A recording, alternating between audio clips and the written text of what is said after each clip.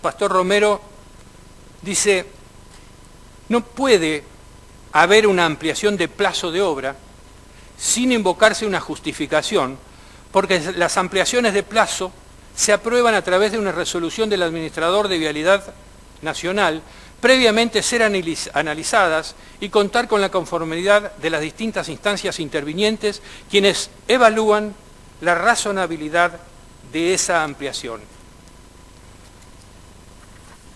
Dice Romero, no conoce ningún funcionario de vialidad, sea nacional o provincial, en la provincia de Santa Cruz, que haya participado en alguna falsa certificación de obra a consecuencia de la cual se haya autorizado indebidamente un pago de vialidad nacional.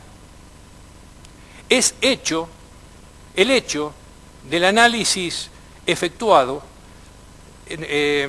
se ha hecho el análisis del hecho del análisis efectuado, la situación sobre la que se le pregunta no se ha advertido en ninguna de las obras analizadas sobre las rutas nacionales de la provincia de Santa Cruz, es decir, falsa certificación, lo niega.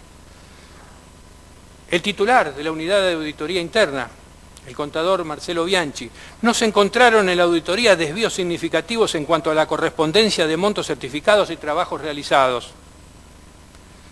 Para que un certificado, dice el mismo Bianchi, para que un certificado de obra se pague tiene que haber sido conformado por el SIGO, Sistema Informático de Gerenciamiento de Obras, sea tanto cuando la comitente es la Dirección Nacional de Vialidad y directamente hace el certificado de obra con el SIGO, sea cuando el comitente es otro organismo, puesto que el certificado de obra que confecciona ese comitente es cargado en el sistema SIGO y pasan a estar juntos ambos certificados, tanto el que había confeccionado el comitente como el que se emitió con el SIGO, con la carga de datos respectiva. Dice el contador Bianchi además, los pagos que se hicieron a las empresas que conforman el Grupo Austral fueron realizados a partir de la presentación de certificados de avance de obra debidamente conformados y luego de supervisado por funcionarios de la Dirección Nacional de Vialidad el correcto avance de las obras conforme lo estipulado en los respectivos convenios. Dice Bianchi, no conoce ningún funcionario de vialidad, sea nacional o provincial en la provincia de Santa Cruz, que haya participado en alguna falsa certificación de obra a consecuencia de la cual se haya autorizado indebidamente un pago de vialidad nacional. Y sigue el contador Bianchi, no puede emitir juicio de valor en cuanto a los plazos. Para eso hay que revisar cada una de las tramitaciones mediante las cuales se aprobaron las modificaciones de plazos. Cabe aclarar que al ser la mayoría obras por convenio, no es Vialidad Nacional el comitente de las obras y en consecuencia quien aprueba o rechaza los pedidos de modificación de plazos. Después dice el ingeniero González Oría, en otra parte de su testimonial, un atraso en una obra es algo totalmente normal, en cualquier lugar y con cualquier empresa. Hay motivos para una demora de una obra que son justificables, como puede ser un fenómeno climático, problemas con la provisión de materiales es algo normal, y en la provincia de Santa Cruz es algo más normal todavía por el tema de las distancias. A veces no hay asfalto. En esos casos, donde hay una justificación, se menciona cuál es la justificación y no corresponde una penalización. En esos casos, corresponde aplicar una ampliación de plazo cuando la empresa no es responsable de la demora, de acuerdo a sus posibilidades. Y en otro párrafo, el ingeniero González Oría, también auditor, en el caso de las obras nacionales, los pagos que se hicieron a las empresas que conforman el Grupo Austral fueron realizados a partir de la presentación de certificados de avance de obra debidamente conformados y luego de supervisado por funcionarios de la Dirección Nacional de Vialidad el correcto avance de las obras conforme lo estipulado en los respectivos convenios. Y fíjense lo que dice la contadora Mayorana. La contadora Silvana Mayorana, que es jefa de la División Liquidaciones de Vialidad Nacional, que depende de la gerencia de administración, dice en su testimonial, dice, los pagos que pasaban por nuestra oficina estaban todos certificados y facturados. Y por mi oficina pasaban todos los certificados. Yo no vi que se hayan hecho pagos sin certificados y sin factura. Eso nunca lo escuché.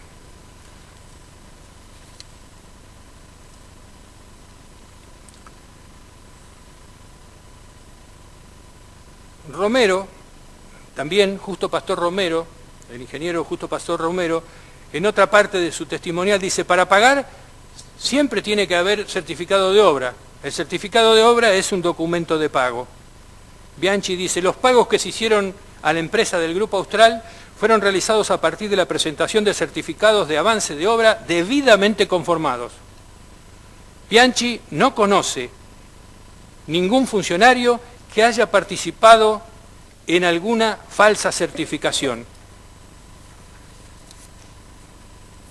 La contadora Mayorana, en otra parte de su testimonial, los pagos que pasaban por nuestra oficina estaban todos certificados y facturados, y por mi oficina pasaban todos los certificados. Es lo que decía antes, yo no vi que se hayan hecho pagos sin certificados y sin factura. Eso nunca lo escuché.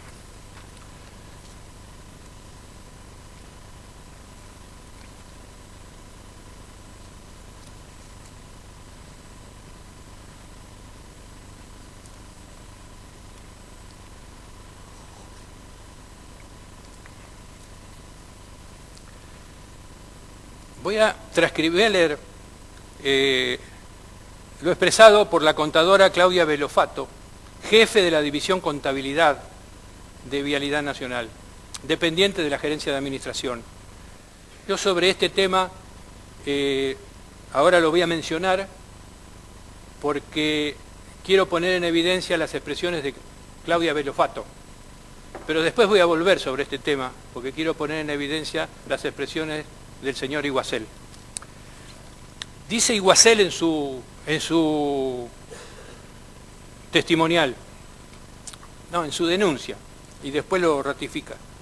La señora Claudia Velofato, que vio su nombre figurar en medios de comunicación, se presentó a mi oficina preocupada y contó que ella trabajó al principio de la administración de Periotti en la unidad de contrataciones que se llama Ucoproli, que durante un tiempo estuvo ilusionada y por la cantidad de actividad que tuvo, pero en el año 2009 desistió de continuar debido a las irregularidades que detectó y que decidió no seguir convalidando. Esto es lo que expresa el señor Iguacel.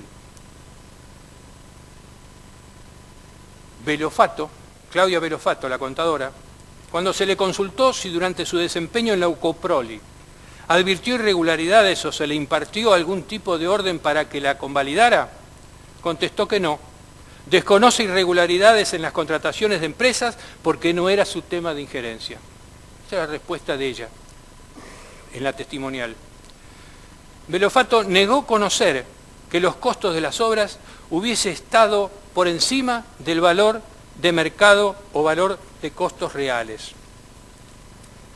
Desconoce, siempre la contadora Velofato, desconoce haber visto o escuchado que se efectuaron pagos sin la presentación de certificados y o facturas. Desconoce que se hubiera transmitido órdenes de pago por mail a través de la Secretaría de Obras Públicas. No conoce a Amílcar Fredes, que era un funcionario de la Secretaría de Obras Públicas.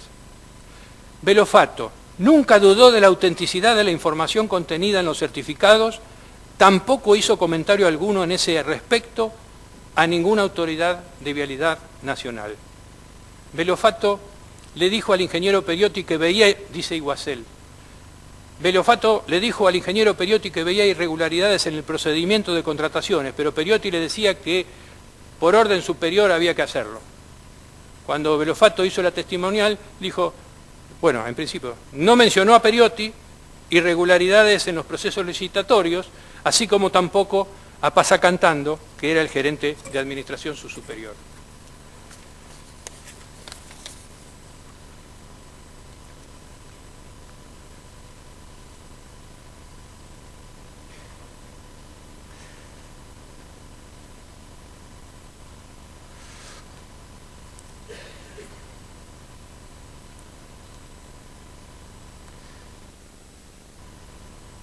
Con respecto al pago de los certificados, debemos destacar que las obras fueron todas adjudicadas por mecanismos de licitación pública que realizó la Administración General de Vialidad Provincial, que dependía de una jurisdicción autónoma, como es la provincia de Santa Cruz, y que no fueron impugnadas por terceros. ¿En qué norma administrativa o contable constituye un indicio o de delito o de anormalidad administrativa que no se le adeude el pago de certificados de obra? Resulta muy evidente la actitud de incriminación y tergiversación de los hechos para configurarlos como presuntos hechos delictivos. Lo que no evidencian los señores fiscales es que todos los pagos fueron para obras licitadas y adjudicadas legal y correctamente, sin impugnaciones de ningún tipo, que se abonaron trabajos efectivamente realizados, que no cobraron 2 o más veces una misma obra, o que se hayan abonado trabajos no realizados, o que los trabajos no correspondieran a las exigencias técnicas y contractuales. De la lectura de las supuestas irregularidades no surge nada grave que pueda implicar que la obra no se realizó, que se cobró algo no ejecutado o que no se corresponde a lo contratado.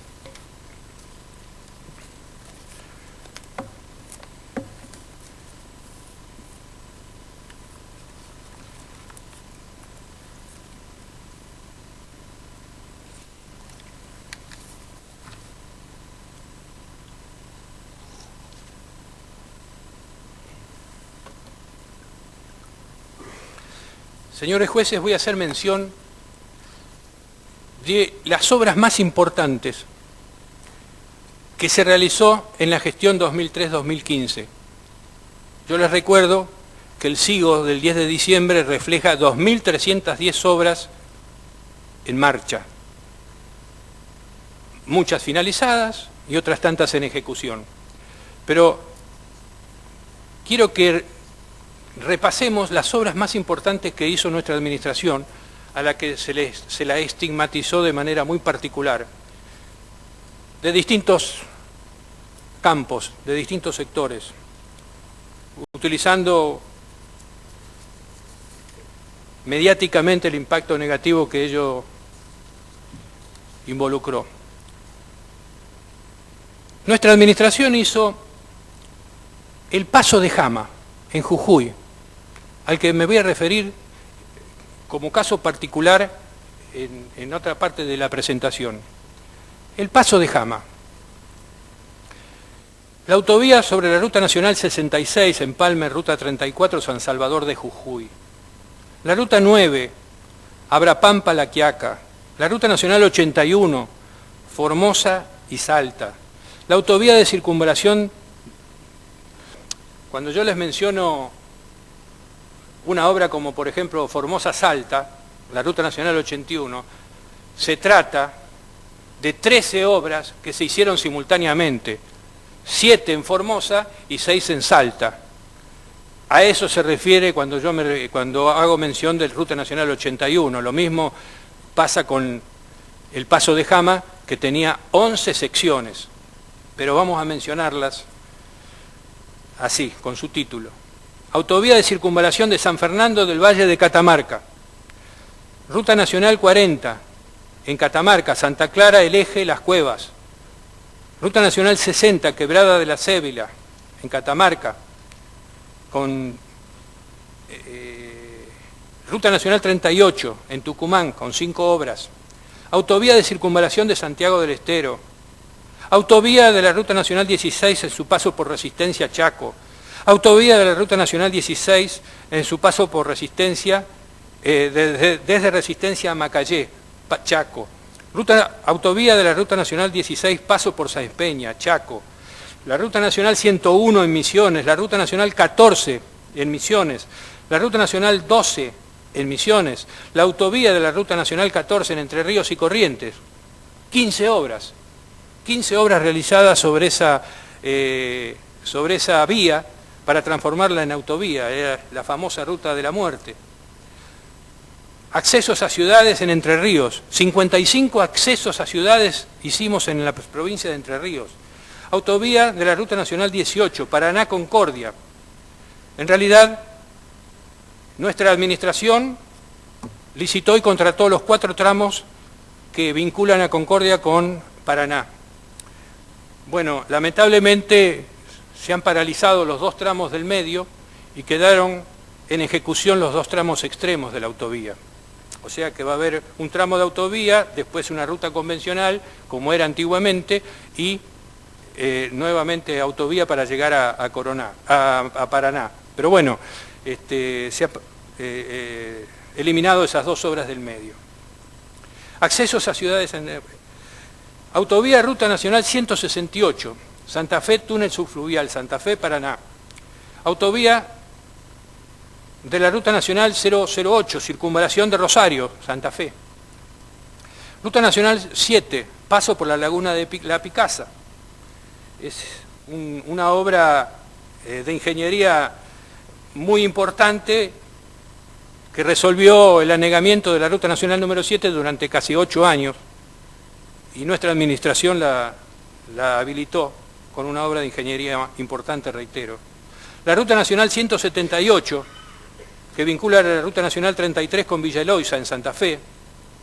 La autopista de la Ruta Nacional número 9, Rosario-Córdoba, con 7 obras.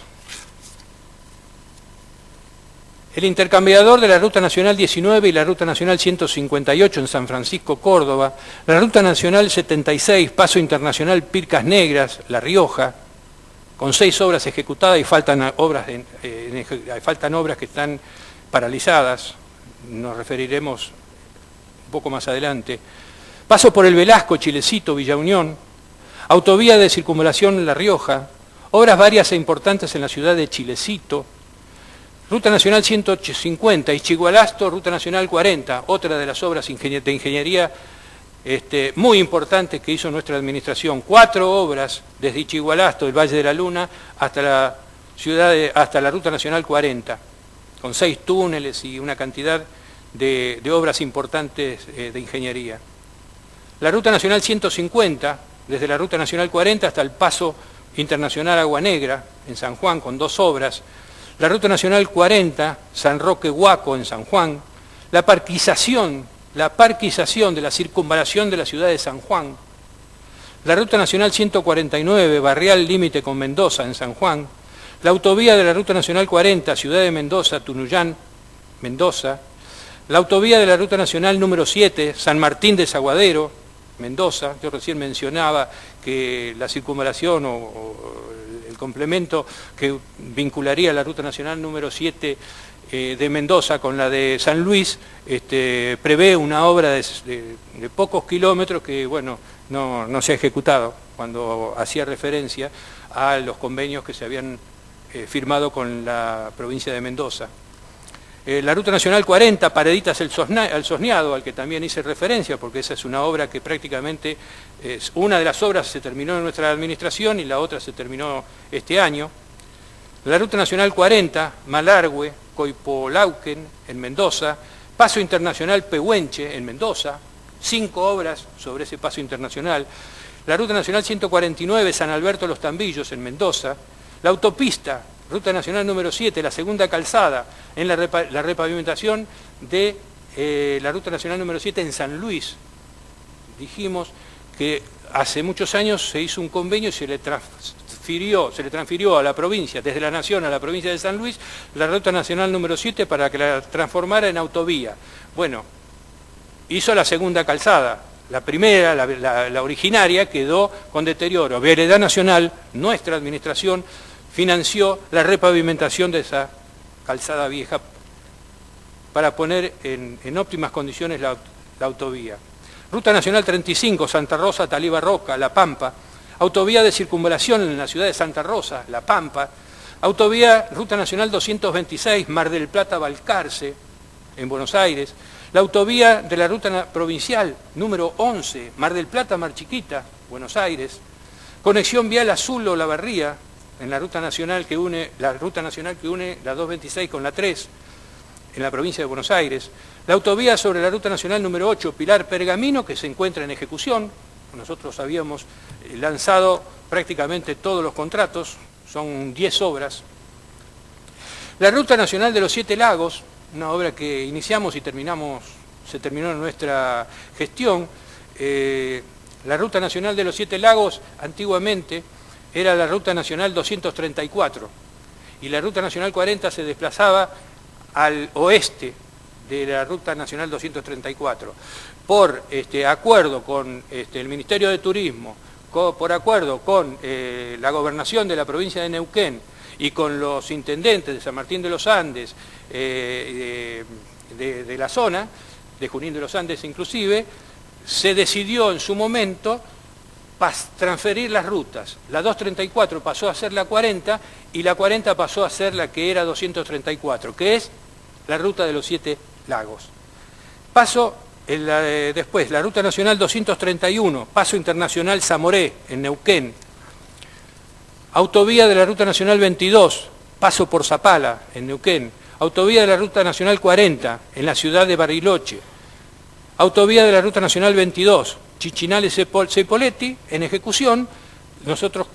Nuestra administración construyó un tramo entre Chichinales y Godoy y dejamos contratados los otros 4 tramos. La Ruta Nacional 23, San Antonio Oeste-Bariloche. Ese es el corredor sur de la provincia de Río Negro. Tiene 16 obras, todas contratadas por nosotros. Nosotros llegamos desde la Ruta Nacional número 3, desde San Antonio Oeste hasta Ingeniero Jacobasi. Hicimos Balcheta, Muster, Teniente Massa, Ramos Mejía, Talcahuala, Sierra Colorada, Los Menucos, Maquinchao y Jacobasi. Esas son las localidades que toca la Ruta Nacional 23. La Ruta Provincial 8, La Esperanza Los Menucos, con 2 obras en Río Negro, y la Ruta Nacional 232, la Ruta Nacional 232, Chelforola Japonesa, en Río Negro, que también se ha terminado. ¿Por qué quise yo mencionar las obras más importantes que hemos realizado? Simplemente, señores jueces, porque nuestra administración trabajó con este plan. Este es el Plan Estratégico Territorial que generó el Ministerio de Planificación Federal, Inversión Pública y Servicios, a partir de la Subsecretaría de Desarrollo Territorial. Este plan contempla todas las acciones para el mejor desarrollo de nuestro país. Y por supuesto que este plan fue realizado por un equipo de profesionales. Yo no voy a decir que son los mejores de los últimos 50 años, pero sí puedo decir, con mis más de 40 años de profesional en la ingeniería, que son excelentes profesionales los que realizaron este plan estratégico territorial, porque han recorrido todo el país, han trabajado con los gobernadores, con los intendentes, han trabajado con una cantidad importante de universidades y han llegado a la conclusión de este plan que se actualiza año por año. Yo traje aquí avance 2008, pero bueno, está el 2007 porque ahí se inició y así sucesivamente. Este plan contempla a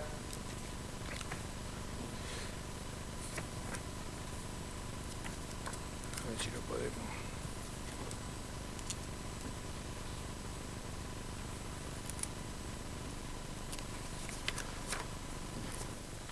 Este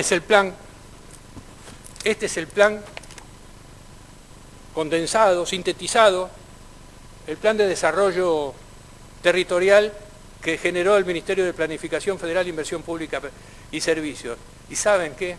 Sobre este plan nosotros hicimos estas obras en Vialidad Nacional. Sobre este plan nosotros nos apoyamos para poder llevar adelante las obras de Vialidad Nacional. No solo las que mencionamos, sino una gran parte de aquellas 2.310 obras del SIGO del 2015.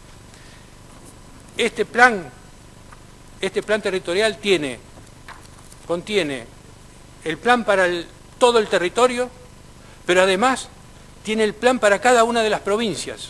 O sea, cada una de las provincias tiene las necesidades de gasoductos, de acueductos, de plantas depuradoras de agua, potabilizadoras o plantas para tratamiento de residuos cloacales, y tiene comunicaciones, y tiene líneas de energía eléctrica y tiene caminos. Este plan es el plan que nosotros seguimos durante nuestros años de gestión al frente de la Administración de Vialidad Nacional.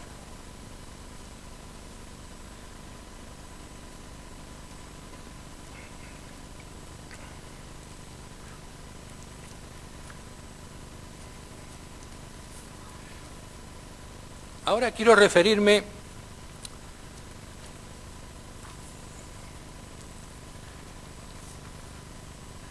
a 3 personas que han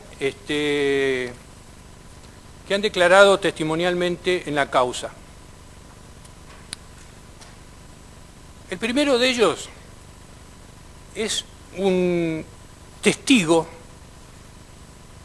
que apareció originalmente, como el testigo reservado.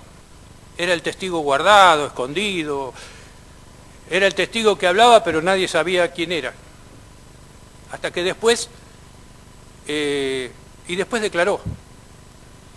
Y se trata de quien fuera inspector de vialidad de la provincia de Santa Cruz, el ingeniero Martín Cerneus, que como inspector en la provincia de Santa Cruz, bueno, después dejó vialidad provincial, vino a Entre Ríos, y en los primeros meses del año 2016 se ve que lo apretó su situación política y vino y denunció. Pero denunció lo que debió denunciar cuando él estaba como inspector. Hizo denuncias que lo imputan a él, y yo voy a pedir que se tenga en cuenta lo que estamos diciendo, porque todas las irregularidades que él denuncia son las que él tenía como inspector de obra. Dice, yo trabajé desde el 15 de septiembre de 2005 hasta el 30 de noviembre de 2006, como contratado. Y después pasé a planta desde el 1 de diciembre de 2006 hasta el 31 de julio de 2008. Durante ese periodo, siempre fui inspector de obras dependiente de la Dirección de Obras de la Administración General de Vialidad de Santa Cruz, la cual, durante la mayoría del tiempo que estuve ahí, su cabeza era Víctor Paniagua, un ingeniero. Mi función era controlar que se hiciera lo que contemplaban los pliegos de licitación. Mi función era controlar que se hiciera lo que contemplaban los pliegos de licitación, o sea, lo que se ejecutaba y que ello tuviera las cantidades y calidades contratadas, que era lo que en definitiva después se pagaba. Su declaración, ¿no?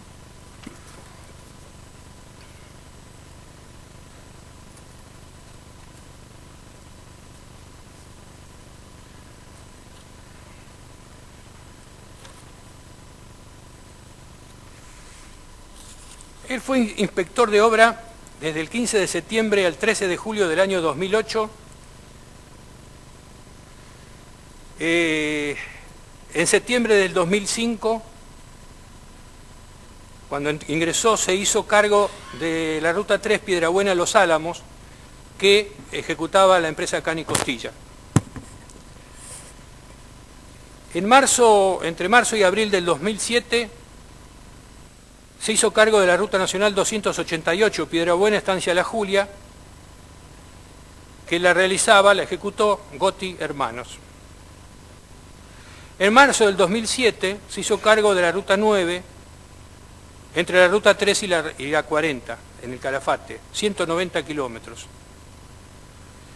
Y dice que él encontró, cuando se hizo cargo de esa obra, un certificado, el número 6, dice, el certificado número 6 obra con inconsistencias, no lo firmo, pero quedo como inspector adjunto.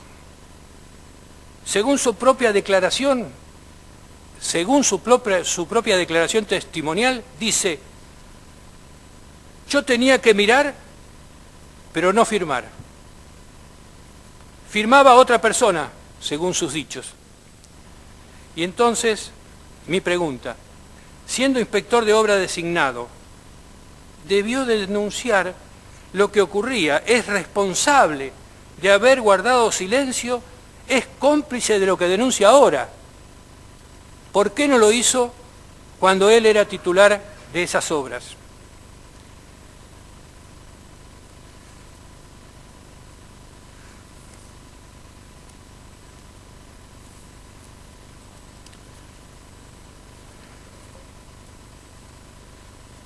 Después,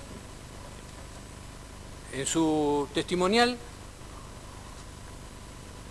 dice, se refiere al tema de canteras, que escuché al doctor la vez pasada cuando expuso, es un tema del que después vamos a hablar. Cuando el señor Martín Cerneus se refiere a canteras, dice, cuando se explota una cantera y no se hace de forma ordenada, quedan grandes ollas o pozos. La explotación se hace para extraer áridos, para ejecutar la ruta en su momento, o nuevos terraplenes según la obra. Antes no había criterios estéticos o ambientales. Entonces, cuanto más cerca se extraía el material, mejor, por lo que se extraía de cualquier lado. Hoy en día, con el concepto ambiental que hay, es antiestético e incluso peligroso. Hay una nueva concepción que es suavizarle los extremos para que en vez de que sea un pozo, sea una ondulación.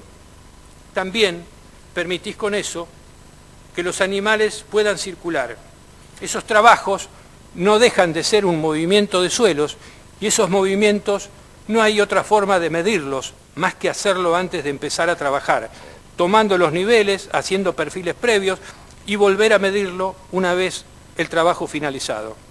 Con ambas medidas hay métodos de ingeniería que permiten calcular cuántos metros cúbicos se midieron. Esa era una modalidad de difícil detección. Si no se medía antes, entonces lo que había era el trabajo de una consultora, que decía que había determinado cantidad de metros cúbicos en una cantera y esa era la verdad absoluta. No había forma de volver a medir los metros cúbicos que se habían pagado. Es decir, que lo que pasaba con las remediaciones de cantera era que realmente no se medían en forma previa y luego no había forma física de verificar la cantidad final, porque no había con qué contrastar. Había licitaciones previas, creo, en la Ruta 3 y sobre la 281, donde se hacía el estudio de medición del movimiento de tierras. Dice, la modalidad, y lo simplifica, dice la modalidad, eran 3 o 4 topadoras que arrancaban, por ejemplo, en Chubut, y cantera que veían, cantera que bajaban los equipos y remediaban, suavizando todos los bordes.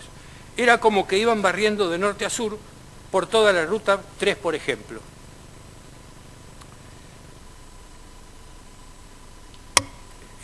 Yo quiero explicar que la Ruta Nacional número 3, que fue la única ruta pavimentada que tuvo la provincia durante muchísimos años, pavimentada a partir del principio de los años 80, se pavimentó en su totalidad, se llegó a Río Gallegos, no en su totalidad porque tampoco se había llegado a Monte Aymon, pero sí hasta Río Gallegos a principios de los años 80, se pavimentó en los años 70. Y era la única ruta pavimentada. Pero bueno, ¿qué hacían las empresas que hicieron esa obra? Y bueno, buscaban áridos en las zonas más cercanas, donde existiera posibilidad de elaborar, de abrir un yacimiento, una cantera, y tomar de ahí el material para construir la ruta. Pero claro, es como dice Cerneus, no había antes pautas ambientales que le generaran obligaciones al empresario, al contratista, en cuanto a los pozos y a las montañas de áridos que se hacían. Y eso es lo que quedó. Cuando la Ruta Nacional número 3 se terminó a principios de los 80, quedó con ese escenario en el entorno, con grandes pozos y con grandes montañas de áridos. Entonces,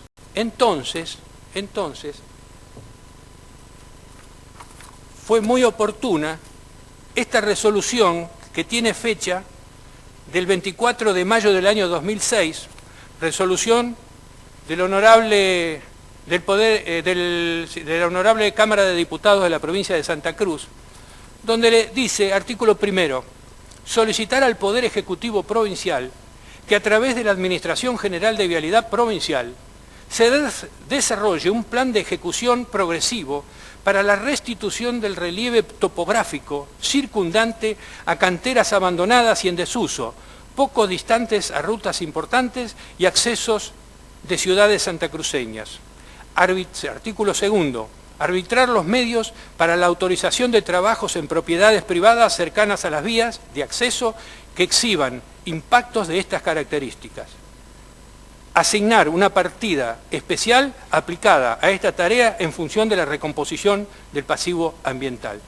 En función de esta resolución es que Vialidad de la provincia de Santa Cruz inicia con Vialidad Nacional, ya que Vialidad Nacional era la que había hecho ese escenario ambiental con un fuerte impacto negativo, para que se financiaran la reposición, la remediación de estas canteras.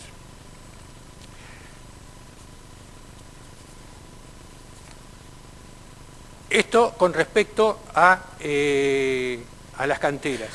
Pero fíjense lo que dice, sigo con el ingeniero Cerneux. Dice en otra parte de su testimonio, le preguntan si conocía a los funcionarios de Vialidad Nacional, y sí, por supuesto, él dice que me conocía a mí. Yo la verdad que no lo conocí porque estuvo en un tiempo en Vialidad Provincial, yo estaba en Vialidad Nacional, yo no sé quién es. Pero bueno, él dice que sí, que me conocía, que conocía al ingeniero Férgola, que conocía, al ingeniero Garioni, y dice, en el caso del ingeniero Elorriaga, el ingeniero Elorriaga trabajó en Santa Cruz con nosotros, fue director de conservación en la provincia de Santa Cruz, en Vialidad de la provincia de Santa Cruz. Cuando vinimos a Buenos Aires, no sé, como al año o 2 años, llega él a Buenos Aires y nosotros lo designamos coordinador general de distritos, porque los distritos de Vialidad Nacional dependían orgánicamente del administrador. Entonces, era imposible para el administrador, con una gran actividad como nosotros nos proponíamos, atender a cada uno de los jefes de distrito. Entonces se generó un coordinador general de distritos y lo designamos al ingeniero Elorriaga. Y fíjense lo que dice este señor. En el caso del ingeniero Elorriaga, no sé qué puesto tenía en Vialidad Provincial, pero se fue como coordinador de distritos de la Dirección Nacional de Vialidad. Era el tercer hombre más poderoso de la Dirección Nacional. Venía el administrador, luego el subadministrador y después el coordinador Elorriaga. Vialidad Nacional tiene históricamente 3 gerencias, que nosotros las mantuvimos. Bueno, ahora se ha modificado toda la estructura de Vialidad Nacional, pero nosotros mantuvimos lo que orgánicamente venía de los decretos de creación. Gerencia de Planeamiento, Investigación y Control, Gerencia de Obras y Servicios Viales y Gerencia de Administración. Y designamos un coordinador con un nivel gerencial para que pueda atender a los 24 jefes de distrito y a los 24 a los profesionales de cada uno de los distritos, y se canalizara entonces o a la Gerencia de Obras, o a la Gerencia de Planeamiento, o a la Gerencia de Administración, o al administrador. Es decir, un coordinador de las actuaciones que generaban los distritos. Así que jamás yo, después de leer esto, señores jueces, entiendo que yo soy ingeniero, no soy abogado, pero jamás pudo ser considerado como testigo, pues los hechos que él afirma haber conocido desde el año 2007 implican ser partícipe por omisión o bien por encubridor, por omisión, de denuncia ante la autoridad competente.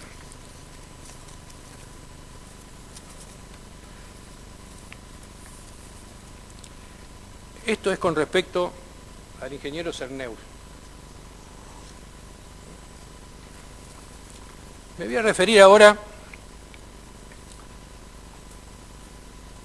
a otro funcionario que también declaró.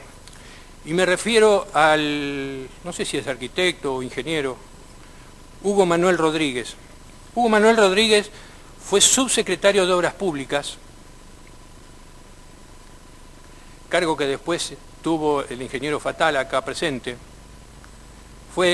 Hugo Manuel Rodríguez fue el tercer subsecretario de Obras Públicas. Primero la arquitecta Graciela Oporto, después el ingeniero Víctor Raúl Rodríguez, después vino Hugo Manuel Rodríguez y por último Abel Fatala. Hugo Manuel Rodríguez, que estuvo entre el 6 de junio del 2007 y el 2 de septiembre del año 2008, ha expresado tantas cosas en su testimonial. Yo me voy a permitir leer algunas porque algunas son demasiado graves. Dice, preguntado por su señoría para que diga de quién recibía López las directivas que él les daba a las subsecretarías y a la Dirección Nacional de Vialidad y a quién rendía cuentas cuando Néstor Carlos Kirchner terminó su mandato, manifiesta que cuando Néstor terminó su mandato, la relación terminó siendo exactamente igual entre ellos, es decir, entre López, Periotti y Kirchner. Señala que al terminar su mandato, de hecho, Néstor Kirchner lo seguía atendiendo en el Hotel Faena. Señores jueces, señores, yo no conozco el Hotel Faena, jamás entré al Hotel Faena, sé que está en Puerto Madero, ni sé en qué calles está, no lo conozco, nunca entré. Este señor lo dijo, de esto se tomaron los fiscales, de esto se tomó el juez, y de esto también transformaron esta actitud o estos dichos de Faena en una asociación ilícita, y lo vamos a ver en adelante. Preguntado por su señoría para que diga cómo le constan las circunstancias señaladas al responder la pregunta precedente, refiere que le consta porque los asesores de López, o la privada de él, ante la solicitud de hablar con él en más de una oportunidad, le informaron que se había ido a ver al expresidente al Hotel Faena. Al respecto refiere que esta relación directa, López, Néstor, Kirchner y Periotti, en lo referente al manejo presupuestario y asignación de recursos de la obra pública, se seguía manejando directamente con Néstor Kirchner durante el primer año de gestión presidencial de Cristina Fernández, que es el periodo que le consta en virtud del tiempo de su gestión como subsecretario. Decía, la gestión tabicada era un modelo superior a López, es decir, que la orden tabicada venía directamente de Néstor Kirchner, puntualmente en el manejo de recursos, asignación y definición, que lo que vivió del sistema de López era una miniatura del sistema de Kirchner, que eso lo pudo vivir en la Subsecretaría de Obras Públicas, pero que no tiene dudas de que se efectuó de esa manera en toda la política. Preguntado por su señoría para que diga qué rol tenía Julio Miguel de Vido en la relación que mencionó al responder la pregunta precedente, refiere que sabe que De Vido tenía la misma relación directa con Néstor Kirchner, al igual que los nombrados López y Periotti. Preguntado por su señoría para que diga si le consta que Julio Miguel de Vido se haya reunido con el expresidente Periotti López de la misma manera que lo relató precedentemente en el Hotel Faena, refiere que no le consta en forma directa, aunque lo sabe por comentarios que se hacían en el ministerio. Este señor, a quien tengo que ser muy honesto y sincero, no recuerdo su cara, este señor nos ha involucrado en una situación muy crítica, porque, en primer lugar, reitero, no conozco el Hotel Faena, jamás entré. También tengo que decir que jamás se hicieron reuniones con Néstor Kirchner, José López y Nelson Periotti, o De Vido en algún caso. Nunca se hicieron esas reuniones, sino cuando el doctor Néstor Kirchner era presidente. Cuando era presidente sí se hicieron reuniones porque eran reuniones de trabajo y por supuesto que concurríamos. Pero a ver, López y Periotti nunca fueron al Hotel Faena a reunirse con Néstor Kirchner. Además, es una falta de conocimiento de este señor Hugo Manuel Rodríguez de la personalidad del doctor Kirchner. Jamás se iba a reunir con funcionarios en un restaurante, en un buffet o en un hotel, como dice acá. Esto es totalmente falso. Por eso es que, y después que Néstor Kirchner dejara su presidencia, jamás se hizo reuniones con López y con Periotti, no se hacía ese tipo de reuniones. En todo caso se reunía con el ingeniero López o en algún caso me habrá llamado a mí, pero nunca esa trilogía que sí, por ahí también lo invocan al arquitecto debido, nunca se hicieron esas reuniones para organizar ese tipo de cosas. Cuando se hicieron reuniones con el doctor Néstor Carlos Kirchner como presidente, siempre se trató de obras, de resolver situaciones de obras en provincias, de resolver situaciones que tenían vinculación con nuestros cargos, pero nunca, después que él haya dejado la presidencia, nosotros tuvimos reuniones con él, y menos en el Hotel Faena, ¿no? Pero bueno,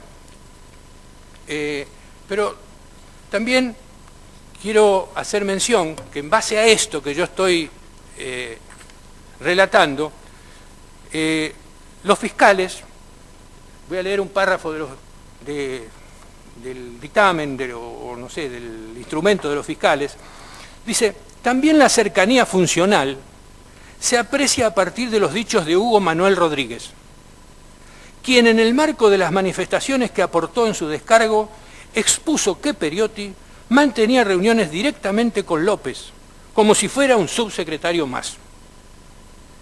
Pero además debe también ponderarse la relación entre López y Periotti con el difunto expresidente Néstor Kirchner, dado que según los dichos volcados por Hugo Manuel Rodríguez, al momento de ser indagado, una vez concluido el mandato de este último, los tres tuvieron reuniones en el Hotel Faena,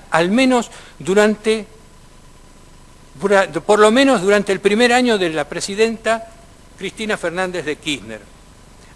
Así, solo a modo de ejemplo, dicen en otro párrafo, advertimos que para argumentar sobre la asociación ilícita se han valorado los dichos del imputado Hugo Manuel Rodríguez en cuanto refirió sobre la relación entre López Periotti con el ex difunto presidente de la Nación, doctor Néstor Carlos Kirchner, que una vez concluido el mandato de este último, tuvieron reuniones en el Hotel Faena, al menos durante el primer año de la presidencia de Cristina Fernández de Kirchner.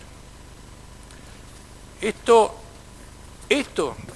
reitero, yo soy ingeniero, no soy abogado, pero entiendo de que esto es faltar a la verdad en una testimonial. Bueno, los abogados tendrán la respuesta a este tipo de actitudes.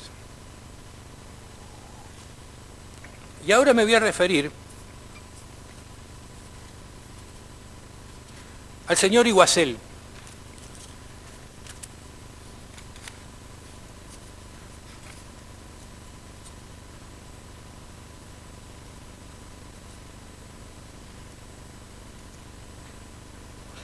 Miren, el señor Iguacel, entre las tantas cosas que dijo, no voy a reiterar el relato, o mejor dicho, la declaración de él con la contadora Claudia Belofato, que dijo una cantidad de cosas y después Claudia Belofato, cuando fue a su declaración testimonial, las negó rotundamente, declarando entonces que la falsedad de lo que había declarado el señor Iguacel, ¿no? Pero quiero decirles, señores jueces,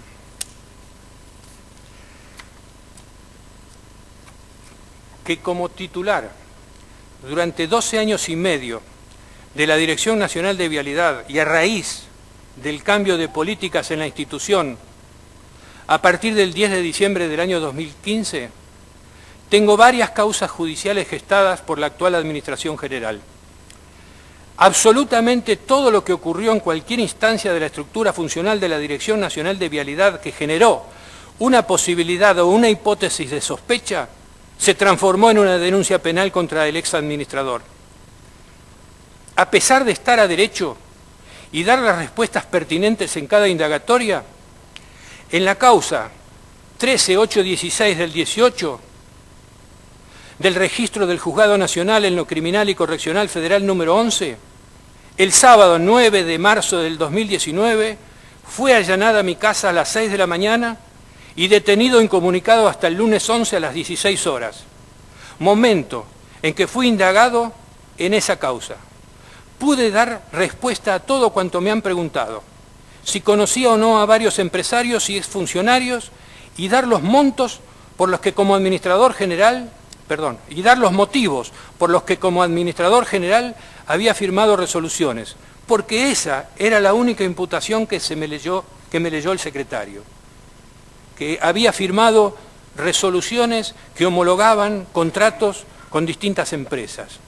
En realidad es la facultad, es la responsabilidad, es la potestad que tiene el administrador general de firmar resoluciones. El administrador general firma miles de resoluciones por año.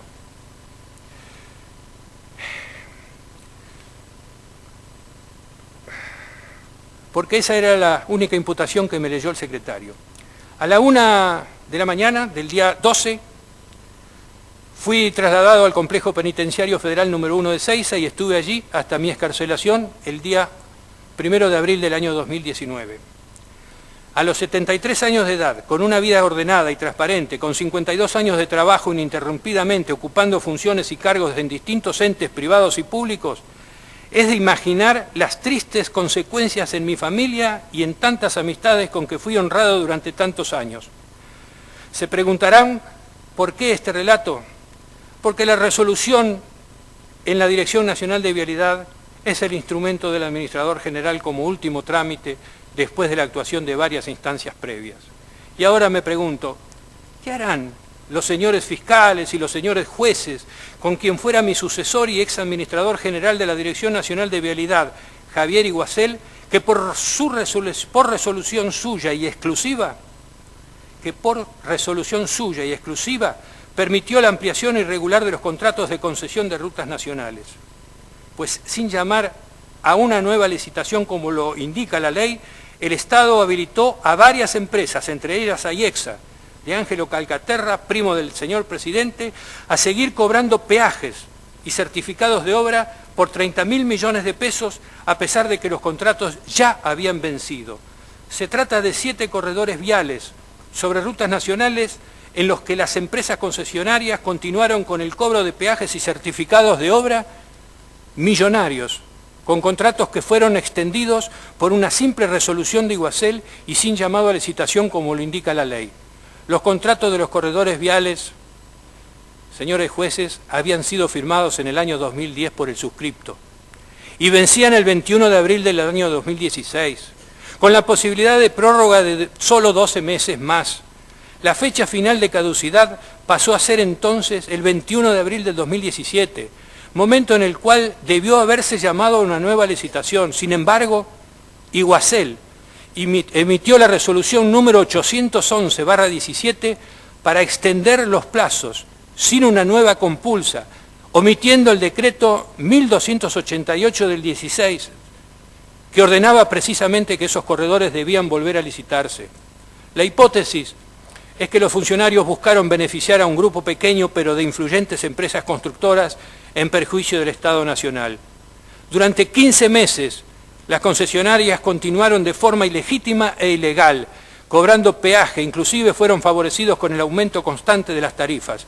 Además, el ministro Dietrich y el administrador Iguacel se valieron de una pseudo resolución de la Dirección Nacional de Vialidad para continuar emitiendo y pagando certificados de obras en perjuicio de la Dirección Nacional de Vialidad y de las arcas del Estado Nacional por valores superiores a los 30.000 millones de pesos, información recabada del sistema de la propia Vialidad Nacional, más todo lo recaudado por las empresas en las cabinas de peaje.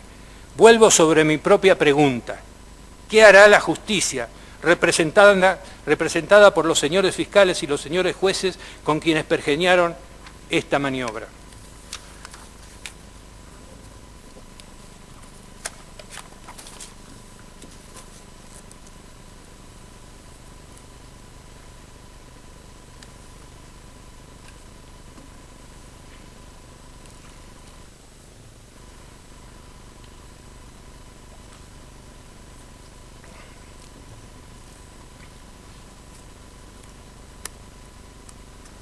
Vamos a exponer ahora, señor presidente, señores jueces, sobre la pericia. La pericia que este tribunal ordenó a peritos ingenieros y peritos contadores. Voy a comenzar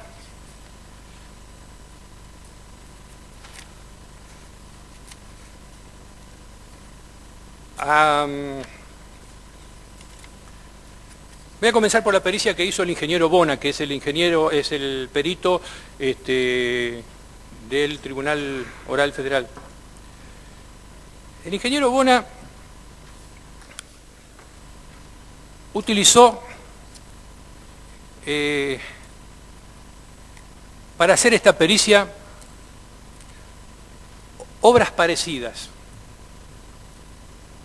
o que entendió que eran obras parecidas, similares, o que las podía usar para el caso de la pericia de esta obra. Quiero aclarar que estas 5 obras de las que se hizo la pericia, 3 son autovías.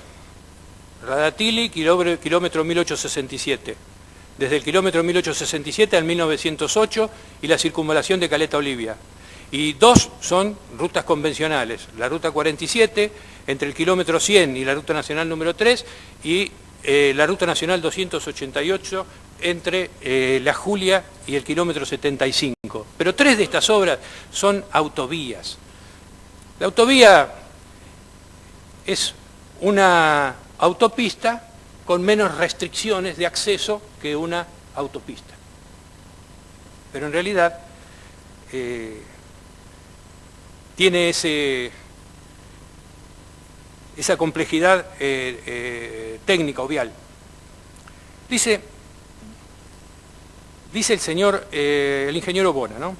Se cotejaron y detectaron diferencias entre el presupuesto del cómputo oficial y la determinación, según la pericia efectuada por el suscripto.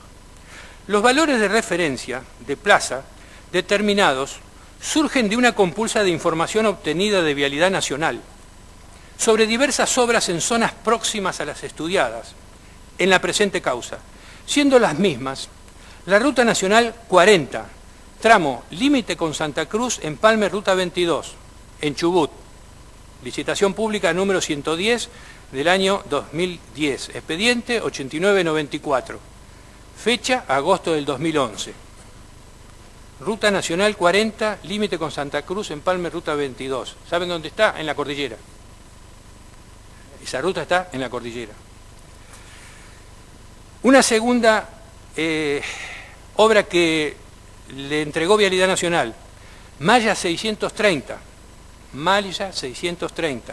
Ruta Nacional 25, tramo Las Plumas, Ruta Nacional 40, Teca, Chubut, licitación pública número 31 del 11, expediente 10.502 del 2007, fecha de septiembre de 2011.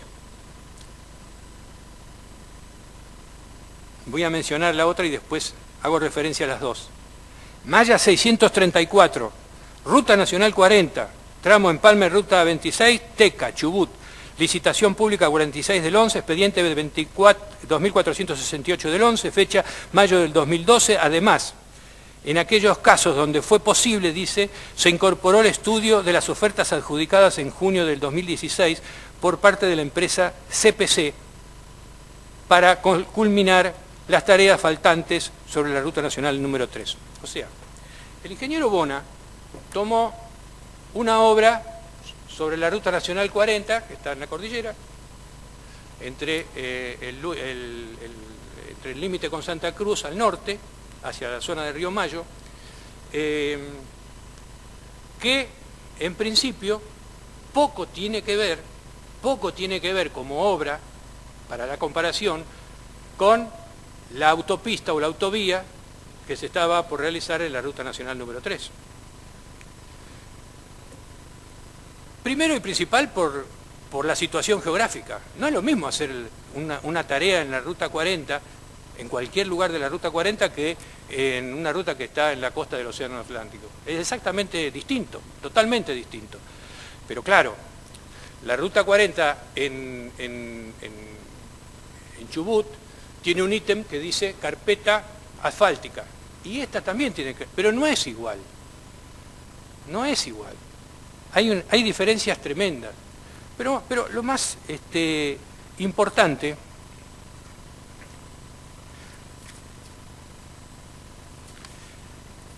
Dice, se retrotrajeron los valores correspondientes a las fechas de los llamados a licitación a través del programa que ofrece Vialidad Nacional, Barem y actualizaciones, que nos brinda coeficientes de variaciones de precios en función del tipo de obra y fecha. O sea que utiliza obras del año 2010 o 2011 y luego con un programa que tiene Vialidad Nacional, que se llama Barer y actualizaciones, tiene un nombre muy raro, permite retrotraer el precio del 2011 al 2006 o 2007 de cuando se realizó la obra. Yo traje acá una hoja que la tomé, es una copia que bajé de Vialidad Nacional.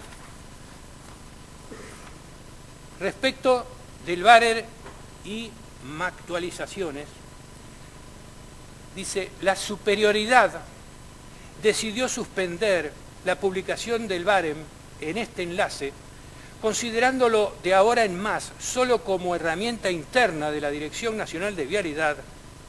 Sepa disculpar las molestias. Esto es lo que ponen en la página de Vialidad. Por lo que se desconoce, evidentemente, el perito oficial accedió a los índices que menciona el Barem, y esto no tiene vigencia para Vialidad Nacional, pero bueno. Pero hay temas que menciona el ingeniero Bona. Dice, en alguna de sus partes dice, por último y a modo de ilustración de vuestra señoría, se hace una conversión a dólares estadounidenses en función del mes y año de licitación. Señor, el presidente, si pudiera hablar al micrófono, por favor, porque está grabándose. ¿Me perdona? No toma registro, gracias. Decía, por último, y a modo de ilustración de vuestra señoría, se hace una conversión a dólares estadounidenses en función del mes y año de licitación, procurando dar una idea más eficiente de la diferencia de valores. La cotización del dólar fue tomada de la página de internet del Banco Nación según su valor oficial, tipo de cambio vendedor en función del año y del primer día hábil del mes, de acuerdo a cada licitación específica. En las tablas, dice, se puede apreciar que los valores de plaza consignados por este perito, basados en los valores de la compulsa referida anteriormente, difieren de los presupuestos y aceptados en la licitación de las citadas obras.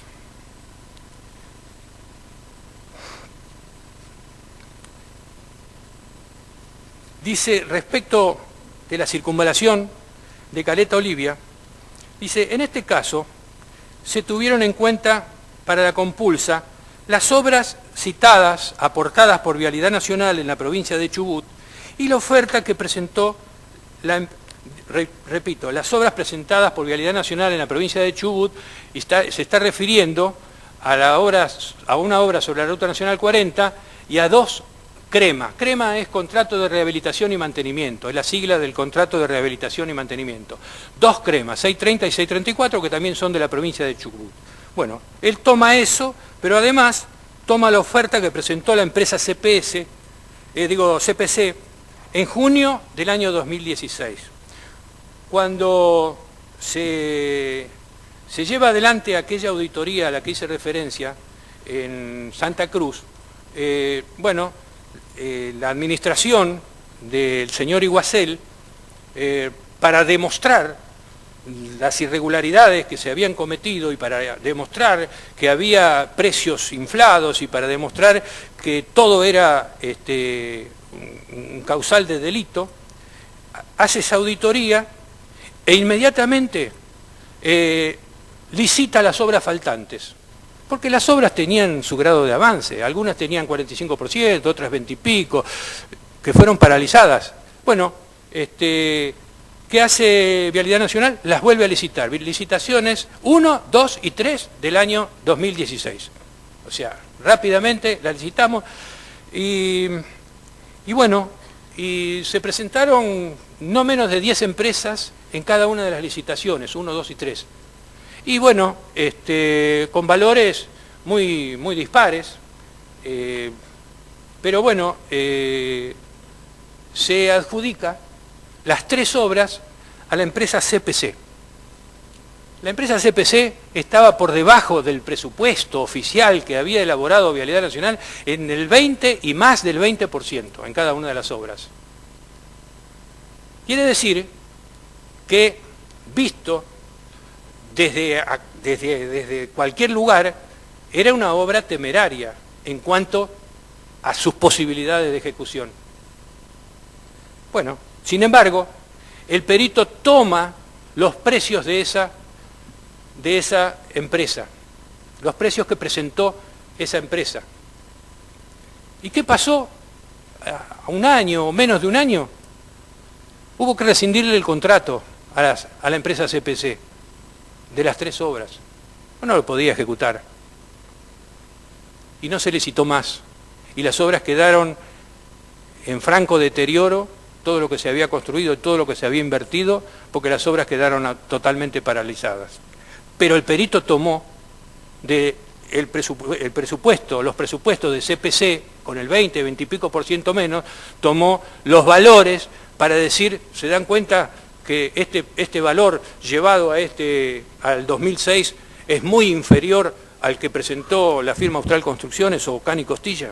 Bueno, todos los precios unitarios fueron llevados a julio del 2006 mediante los coeficientes que brinda Vialidad Nacional para retrotraer precios y que permitieron comparar con la oferta realizada por Austral Construcciones, ganadora de la licitación.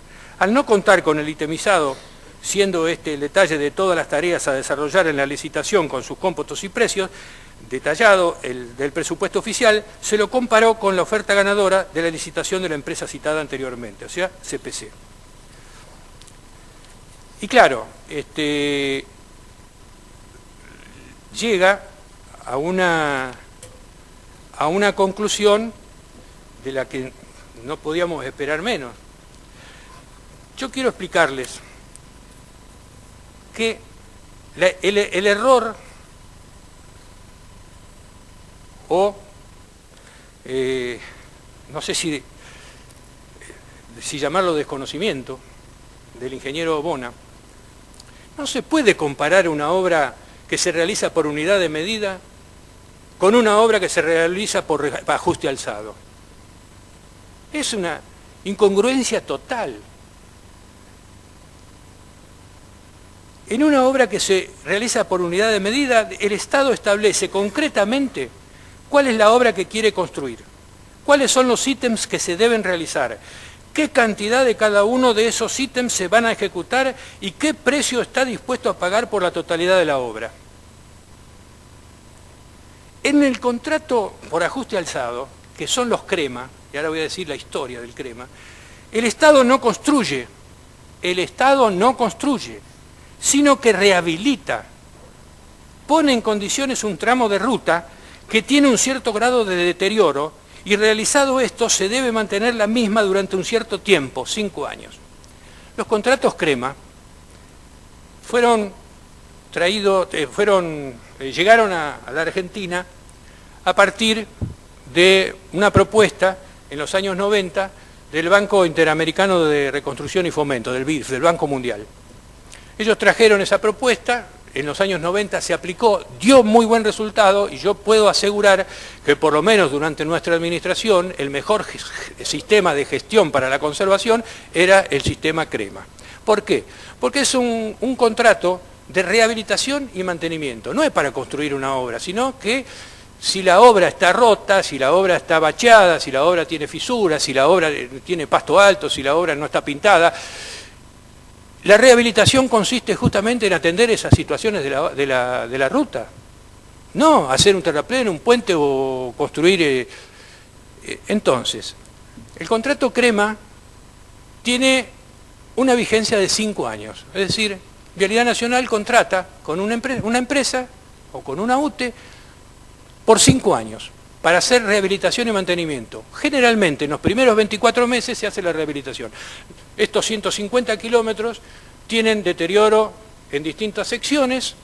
Bueno, en los primeros 24 meses, la empresa rehabilita esas secciones y mantiene, durante los 5 años, desde el primer día de contrato, mantiene la ruta con un índice de estado previsto en los pliegos de contratación. El índice de estado, que es un valor técnico, pero el índice de estado que se le exige es entre 6 y 7. Entre 1 a 10, entre 6 y 7 es el estado el índice de estado que se le exige. Pero también se le exige un índice de servicialidad presente que tiene que ver con el confort.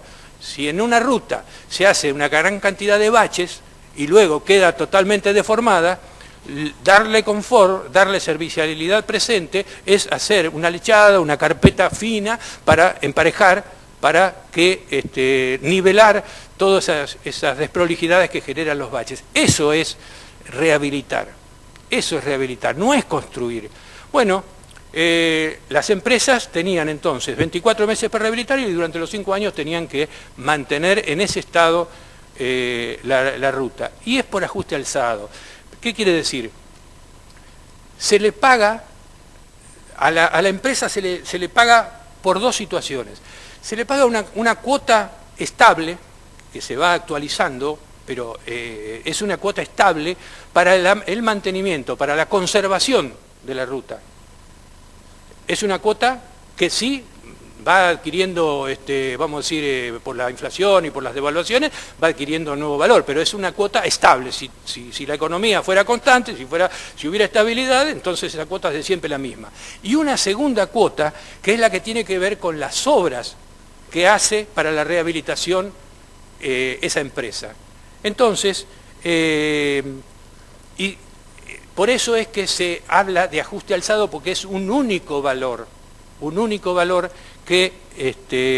por el que se paga por ese contrato durante los 5 años, que tiene su actualización con las fórmulas de redeterminaciones que corresponde. Que me acuerdo que el Banco Mundial tenía su propia redeterminación, que era distinta a la del 1295 que teníamos nosotros, pero teníamos que acatarla. Bueno, por eso es que otra cuestión, cuando nosotros licitamos una obra por unidad de medida, como son estas que están sometidas a la pericia, cuando licitamos estas obras, generamos un presupuesto, Vialidad Nacional genera un presupuesto y luego hace el llamado a licitación. Y así funciona, se presentan los oferentes, la mejor oferta o el que mejor condiciones reúne, ese es el adjudicatario, se contrata y se hace la obra. En los contratos de rehabilitación y mantenimiento, el CREMA, lo que hace Vialidad Nacional es un presupuesto básico. El proyecto definitivo lo tiene que hacer el contratista. O sea, Vialidad Nacional dice, nosotros queremos rehabilitar y conservar estos 150 kilómetros con este valor y con estas condiciones, y exige las condiciones. Entonces, el contratista tiene que ver de qué manera, dentro de esos valores que fija Vialidad Nacional, por eso ajuste alzado, se mueve para hacer las obras y el mantenimiento. Esa es la gran diferencia que existe entre un contrato y el otro. Por eso es que lo que ha tomado el ingeniero Bona, 2 mallas, 630 y 634 del Chubut, no tienen absolutamente nada que ver. Es una incoherencia tremenda de usar mallas crema para hacer comparación o para auditar o para hacer la pericia de una obra como la autopista de la Ruta Nacional número 3, incluyendo las otras 2 obras, de la Ruta 47 y de la Ruta 288. No se puede con los mallas, es imposible hacer esa comparación. A ver, yo les propongo que pensemos, una autovía en la zona de Comodoro Rivadavia, en la zona de Caleta Olivia, donde hay elevaciones, donde la topografía es muy irregular, donde hay montes, donde hay llanos, donde hay que hacer terraplenes, grandes terraplenes, y hay que hacer puentes, y hay que hacer grandes alcantarillas. Eso no lo tiene el CREMA. El CREMA lo único que tiene es cortar pasto, bachear, sellar fisuras, hacer una carpeta de asfalto para emparejar y tener ese índice al que hacía referencia. Y eso es todo lo que hace un contrato CREMA.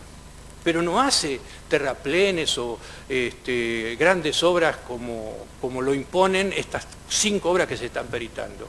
Por eso es que desde nuestra óptica, tanto la Ruta 40 por su situación geográfica como las dos mallas CREMA, para nosotros ha quedado totalmente descartado, es decir, por lo menos para nosotros, para nuestra defensa, ¿no? Ingeniero, vamos a disponer un corte intermedio. Bueno, sí. Reanudamos 14 horas. Sí.